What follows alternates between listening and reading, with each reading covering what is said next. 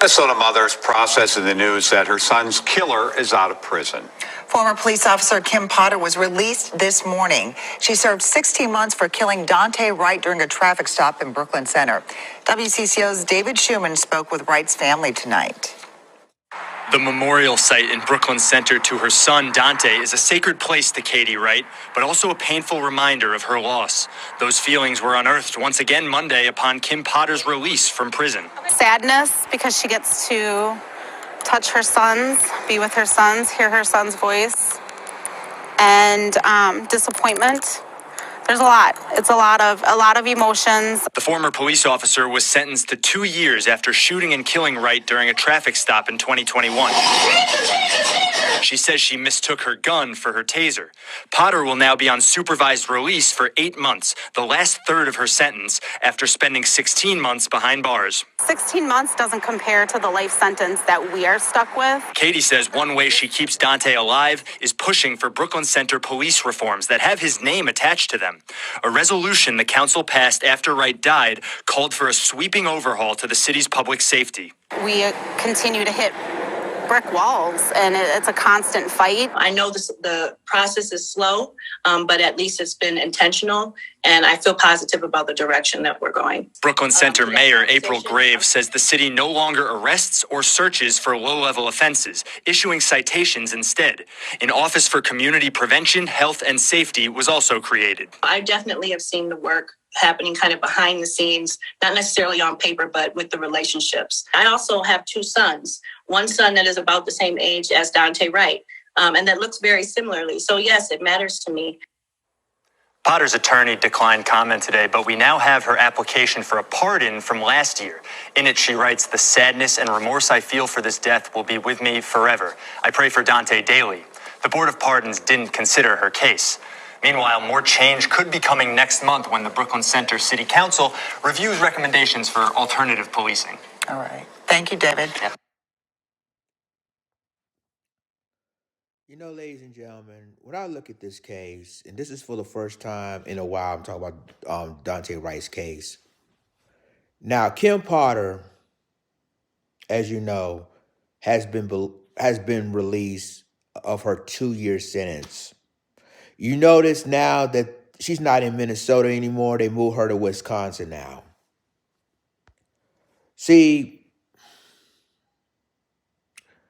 this is mainly the reason why the black community and the police department don't trust each other anymore, because of so many incidents that happen. We're thinking about, we already know about the George Floyd. We're thinking about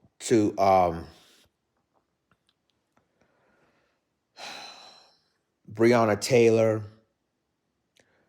Laquan McDonald, Sandra Bland,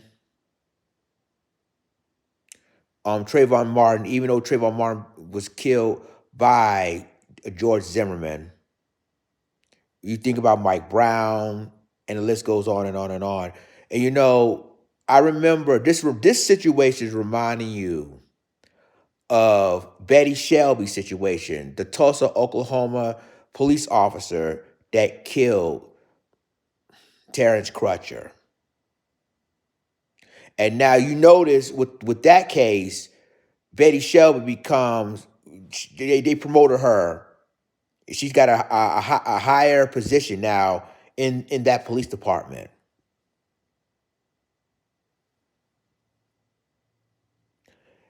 And I keep thinking about the movie, you know, Cry Freedom.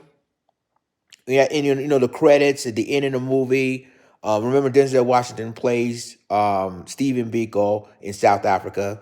But I remember those credits when all the activists in South Africa that were allegedly killed or murdered, but they made an excuse of what happened and how they were killed. You know, now it's happening in America, and people still try to ignore it. They try to ignore it. They try to act like, you know, it is what it is. So, you know, when you have police, this is why I'm saying about police officers in the black community don't associate with each other or don't trust each other because of stuff like this. I kept thinking that all the stories that I've done years ago, nothing's changed. Now I know they said in Brooklyn Center, Minnesota, they're going to change what was going on with law enforcement, but you got to remember.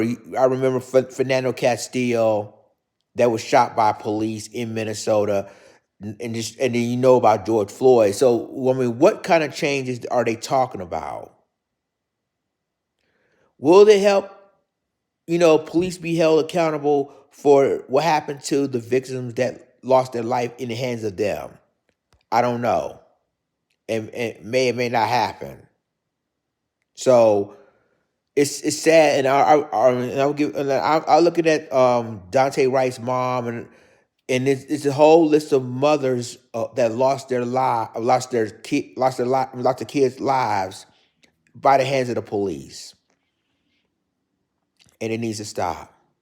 Y'all let me know what you think about this in the comments. I'll talk to you in the next video. Lions Den's gone. Deuces.